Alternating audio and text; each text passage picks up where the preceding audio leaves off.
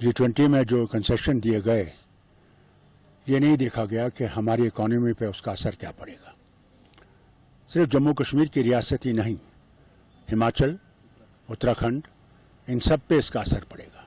हम लोग सेब प्रोड्यूस करते हैं, मेजर इकॉनमी हमारी वो है।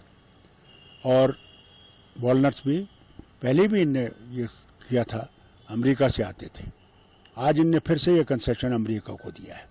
इसका मतलब ये है कि अमेरिका को खुश करने के लिए वो यहाँ के ग्रोवर्स को मारना चाहते हैं।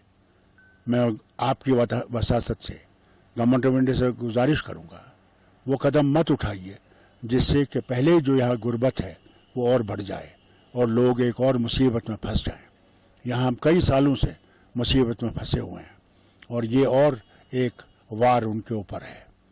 दूसरा, ट्रांसपोर्ट के बारे में जो आपने कहा, सही बात कही आपने। पिछले साल हमारा सेब गाड़ियों में सड़ गया क्योंकि इनको इजाज़त नहीं दी गई।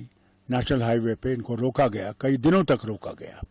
हमारे पास वो ट्रांसपोर्ट तो है नहीं कि ये एयर कंडीशन जो है कूलर्स में जाएं, और नॉर्मल गाड़ियों में जाता है ये। और मैं उम्मीद करूंगा कि इस साल इनने ये कहा है कि इस साल ये फ्रूट गोवर्स के लिए आसानी करेंगे और ट्रांसपोर्टेशन में कोई तकलीफ नहीं होगी। हम भी इसी तरफ नज़र रखे हुए हैं और अगर हुआ, इन्होंने उसको नहीं किया और इनके लिए आसानी नहीं की, तो हम लोग उतर आएंगे मैदान में और इनके खिलाफ एहतजाज करेंगे, बहुत बड़ी हिम्मत से एहतजाज करेंगे।